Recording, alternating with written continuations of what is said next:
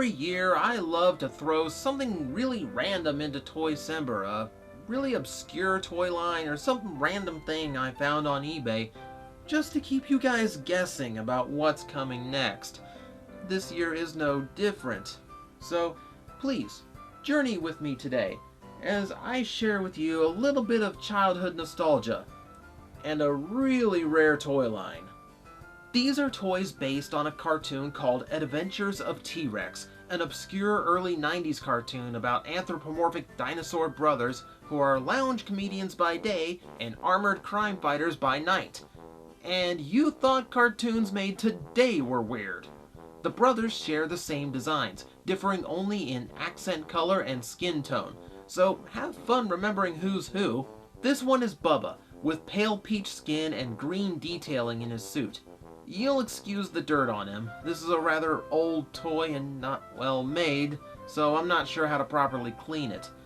It's a very Blues Brothers look with the shades and the hat. There's a bit of gangster flair to it, which is immediately undercut by his bow tie. The sculpting on him is weird. Things stick out, like the skin on his face stretching forward to fit flush to his shades. The paint's not too great either. There's some sloppiness to it here and there, and the tail isn't painted at all. And yes, I checked, it's supposed to be. Then there's the armored design. This one is Buck, using yellow for his color and gray skin, which makes it really easy to tell what's armor and what's not. He's had a rough life, so please forgive his paint wear here and there. I genuinely like the design of the armor on these guys, especially the long helmet, like even his head has a tail. Though once again, sculpting is strange here. The character would typically have a visor in this form. Instead, a Ninja Turtle bandana has been painted across his face. They could have had the helmet down if they didn't want to mold the visor in, and that would have been an easier look to go for. Paint seems to be better here at least. The tail is the right color now, and even the holster for his ice gun wasn't skipped, so at least that's not too bad.